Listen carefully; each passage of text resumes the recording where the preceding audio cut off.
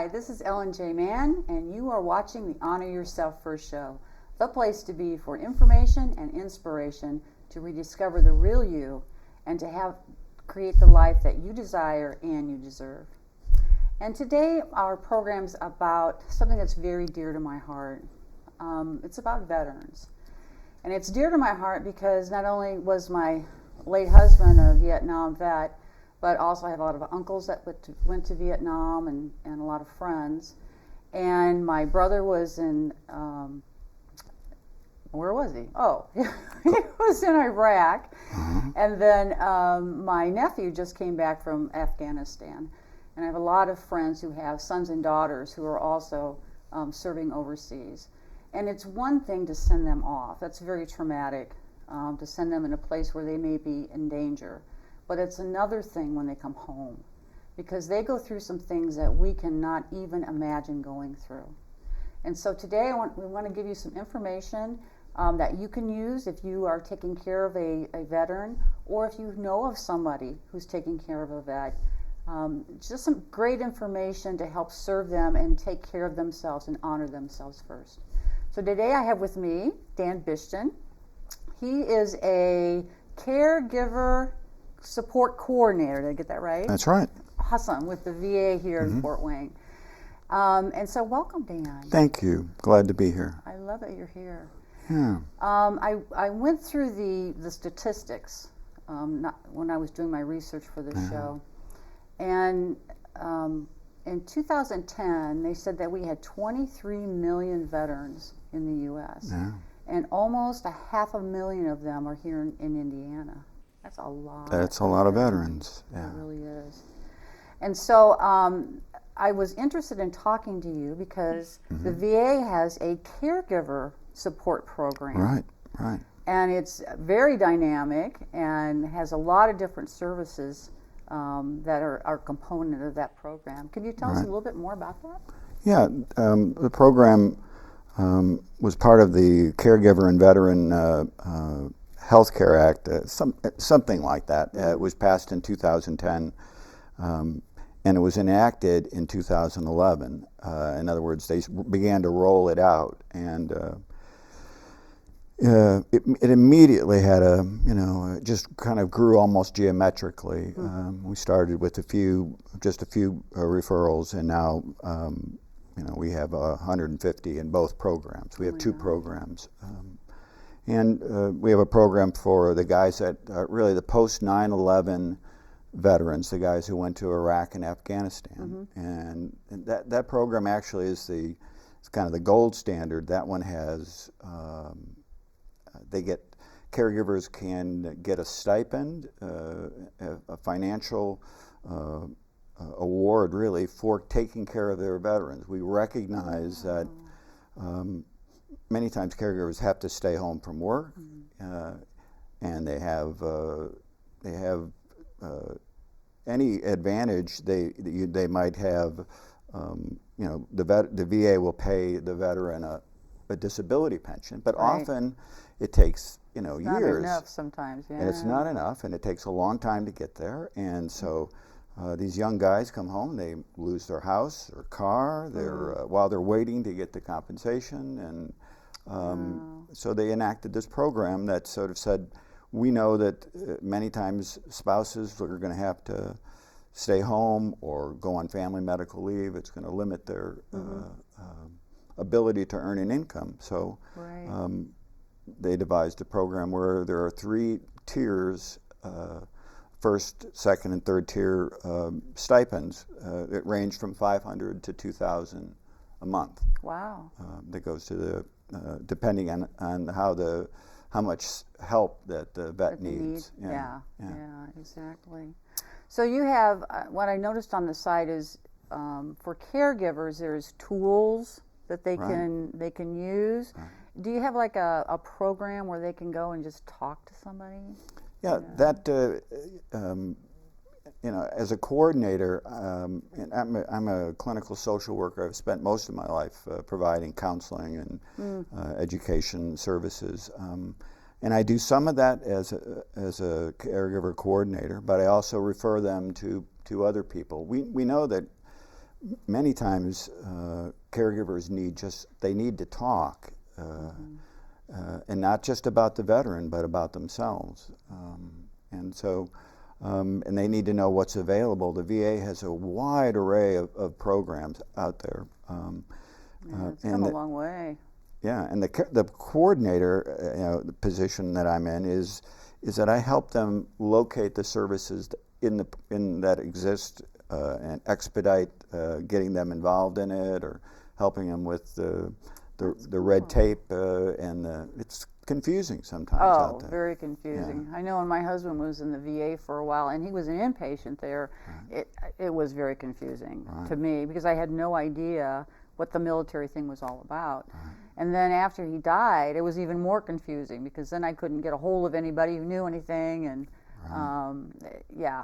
I get that. So that's a great service that you provide, trying to facilitate things for the caregivers. So, like I said, there's two programs. One is this program for the, I say the younger guys, but in fact, because of the utilization of the National Guard and the reserves, guys come back from Iraq. We've got a guy that's 60 years old who's applying, and he's an Iraq War veteran. So they can be really as old as a Vietnam veteran. We've got some Vietnam veterans who stayed in, and they've done tours in Iraq and Afghanistan. So that first program, the Family Caregiver, that offers a stipend, it also offers this is another great benefit, that offers the caregiver, who often has to stay home, an insurance program called CHAMP VA, and so that they get medical coverage. They can get their health care needs met. Anyone who goes without health insurance knows that if you don't have health insurance, they can take your house, your car, anything. So we're trying to protect the families that are protecting the veteran once they get home. What's the third tier? Pardon? The third? Yeah. Well, the first tier is, like I said, is the tiers are just for the deal with the stipend. Oh, okay. Okay, but there's two programs. One is we call it the Family Caregiver program, and the other one is General Caregiver, and that's for any veteran who has a caregiver, somebody who is helping him in some way, either physically or emotionally. We've got many caregivers taking care of veterans with problems with Alzheimer's and dementia. We have many veterans, caregivers taking care of Vietnam veterans with post-traumatic stress. Right now there isn't a stipend program for them, but I should tell you that there is a bill winding its way through Congress right now that wants to open up the stipend program for all veterans of any era. That may take a while, and it's going to cost, they think, $3 or $4 billion, and they're going to need. What's one more bill? Well, these guys, they put it all on the line, and I have a special place for the Vietnam veterans. That's my era. I didn't serve. I was I say I was lucky. I was in the lottery and had a high number. But those guys, really took it on the jaw over there, and many of them say it was worse when they got back here. I remember those days as well too. And so I know they feel like this is a little bit, it's hard on them, because they see that we're taking care of the OEF, OIF guys, and again, that's the Operation Enduring Freedom, Operation Iraqi Freedom. We're doing things for them that never happened for them. And some, congressman, I think it's actually Bernie Sanders introduced it, that said he wanted to expand it, the program. That's awesome. Awesome. I think, if we have money to go to war, we should have money to take care of the veterans when they come back. Big time. Because I know that they suffer so much when they come home. I mean, it's almost a shock to their system when they come home, being in a place that's so foreign to them, and seeing and going through the things that they've had to go through. And then to come home and everything's supposed to be normal. I don't think so. No. You're exactly right. And the families, that's the thing that I've been thinking about too, was when my nephew came home, he had a young bride, and she had no idea. that the things that he was going through and the nightmares he would have at night. She had no way to know how to comfort him, you know. So I appreciate having this caregiver support system for them. And I did notice on the site that there's resources for new caregivers. So, you know, if you don't know what's going on, you can just call them. We have there's a caregiver support line. I always forget the number.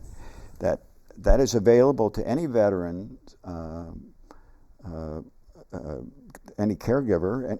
Our programs are really not for the veterans, even though they benefit from it. But our emphasis is on the people that take care of them, because the VA's got 1 million programs for vets.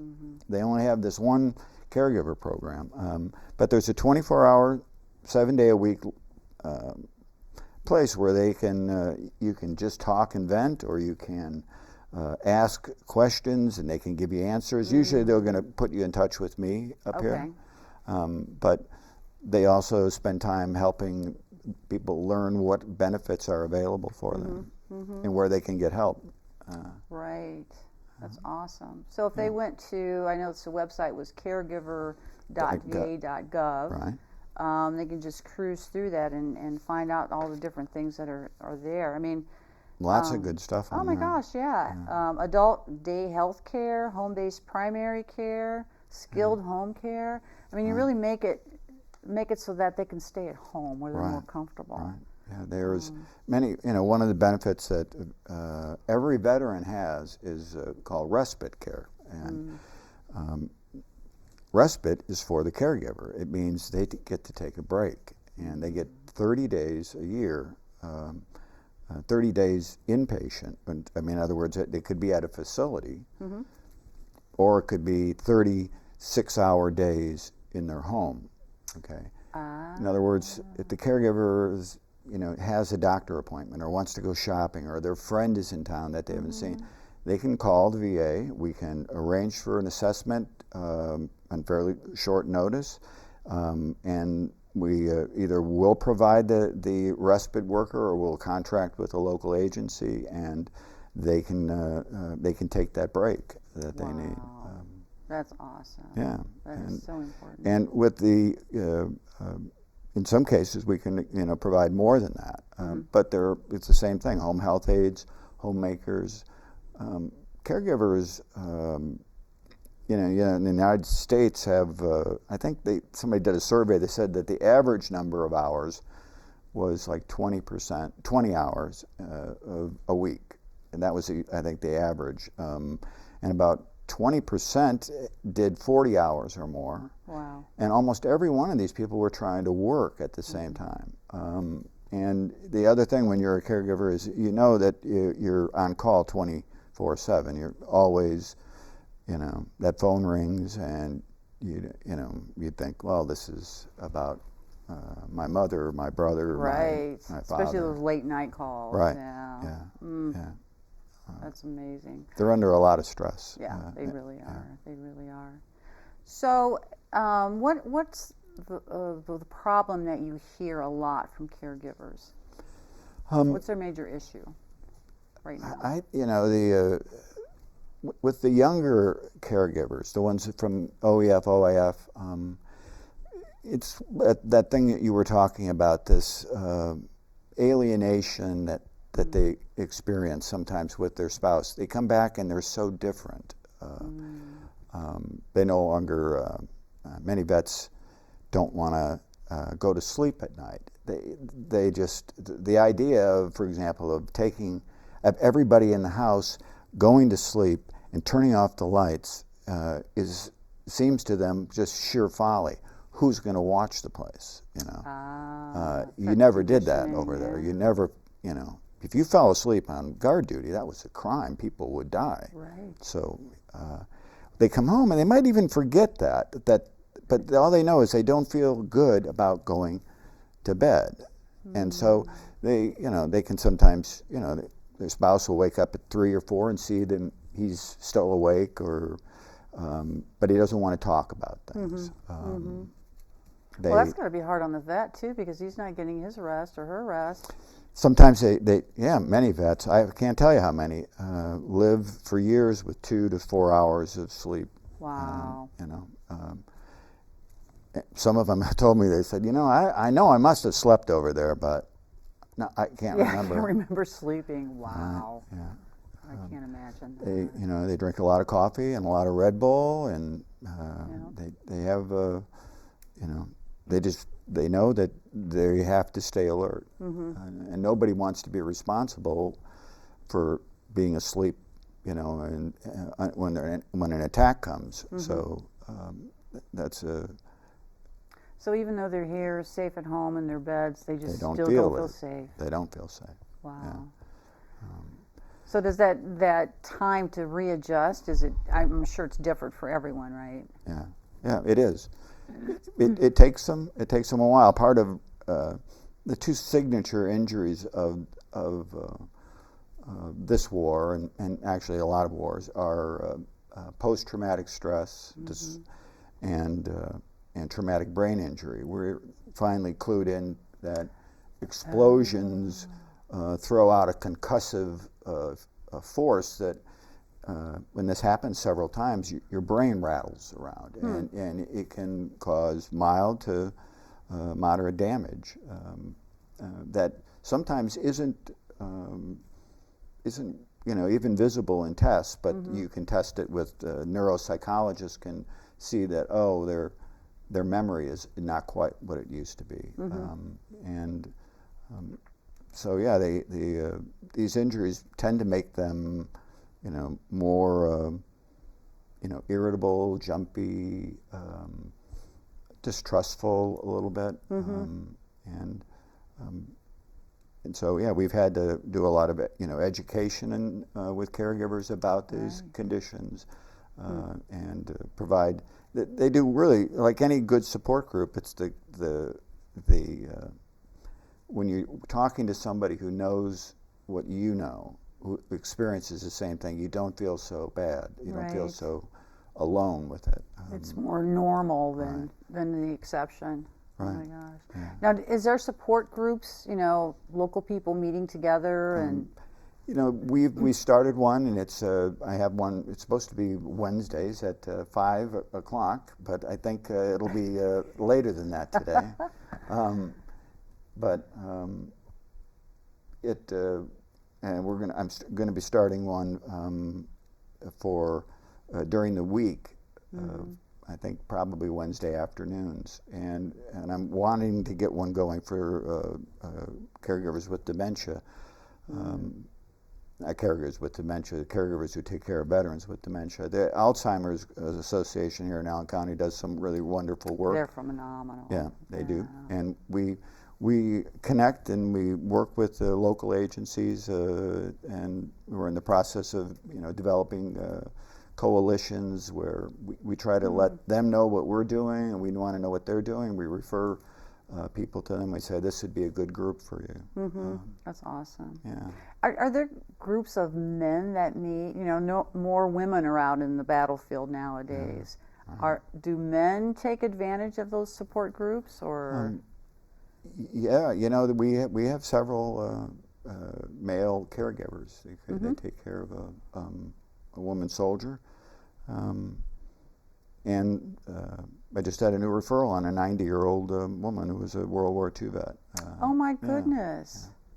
So, and actually, aging and in-home services, I believe, is I think has it's either them or the American Cancer Society, but I think it's aging, and I should know this, but they have a group for men, caregivers. Awesome. And they're a really great organization too. Well, I say that because I know that men are kind of fixers. Right. And in that situation where when your wife or your loved one comes back and you're not able to help them, because they have to go through that process themselves. Right. I can imagine it's so frustrating for men to deal with that. But in that respect too, that getting information about these conditions like post-traumatic stress and traumatic brain injury and caregiver burnout, we're really aware of how caregivers, after 2 or 3 years of doing caregiving, they begin to show real signs of personal distress often. They may be the last person to recognize it, that they're kind of malfunctioning. They're not taking care of themselves. They're taking care of the vet, or they're taking care of their parent, but you ask them, when's the last time you went to a doctor? Oh, I went with Mom last week. No, you. Yeah. Oh, that was 3 years ago. Yeah. And so we really emphasize that they got to take care of themselves. That's what this whole show is about, really. Right. Because I know from personal experience that you can give and give and give and give, and if you're not refilling yourself on a constant basis, you do burn out. Right. And it's tragic, not only for yourself as a caregiver, but think about the person who receives the care. Right. Because now they don't have you as their rock. Right. So it's so important for caregivers to take care of themselves.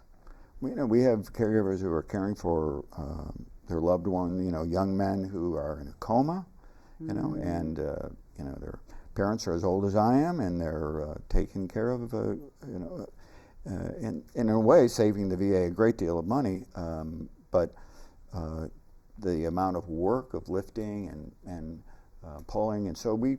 And doing, trying to, keep him clean and nourished and all those things. It's a big job. Oh, it is. It is. And so the VA has given us, in these cases, some leeway to extend benefits, give them more respite than usual. Nice. Because we recognize that in the long run, this person is saving us, and that they just need help because they begin to burn out. Wow. And if you burn out, you stop being as effective as a caregiver. Mm-hmm. Exactly. And you stop being good to yourself, and that means you're more likely to get hurt or sick.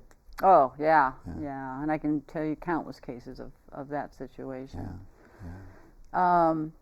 So we need to take care of ourselves. Check out the resources that are out there, and most of all, not be afraid to ask for help. Right. It's not a sign of weakness, is it? Right. It is not. It's a sign of intelligence, knowing that there are resources out there I might need, and somebody, if I don't know what it is, I can find out what they are. And the VA can be a daunting place to try to find help. There's some extremely dedicated, wonderful people there. Some of the best providers I've ever met, but we are inundated with veterans right now. We are having the new guys from Afghan and Iraq. We also have Gulf War veterans who have Gulf War syndrome, which is causing autoimmune disorders. We have Vietnam veterans who are dealing with the ravages of Agent Orange. They get a certain age, and they all of a sudden, they lose their job.